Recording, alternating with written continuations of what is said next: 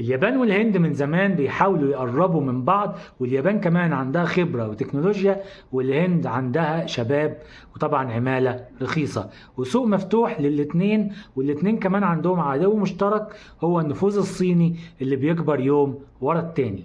البلدين عملوا بينهم مؤتمرات وكان في اتفاقات، والقمة الأخيرة ما بينهم كانت تقيلة بجد.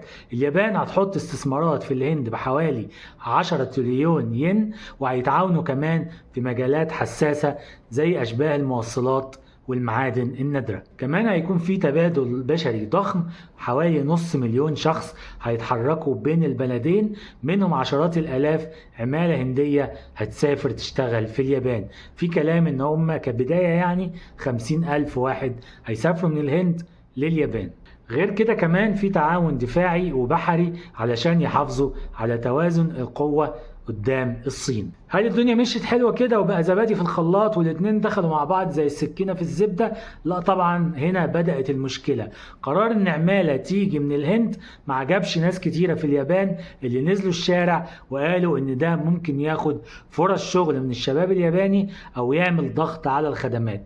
كمان البعض شايف ان الحكومة بتمشي اسرع من المجتمع نفسه. المظاهرات دي وضحت ان في فجوة بين خطط السياسة العليا او خطط الحكومة ورأي المواطن الياباني العادي. طيب ايه دوافع الهند واليابان ان هم يعملوا الاتفاقية دي؟ ببساطة الهند عايزة استثمارات وعايزة فرص للشباب بتاعها، واليابان عايزة عمالة علشان عندهم مشكلة شيخوخة ونقص شباب. يعني الصفقة دي معمولة على مقاس الاتنين، بس لسه مش واضحة للي في الشارع. وده اللي احنا دايما بنقوله للناس اللي بتقولك الزيادة السكانية. ادي دولة هي ما عندهاش طاقة شباب، ودولة عندها طاقة شباب. فالدولة اللي ما عندهاش خدت من الدولة اللي عندها. طب ايه التحديات وايه المشاكل اللي ممكن تحصل في الكلام ده؟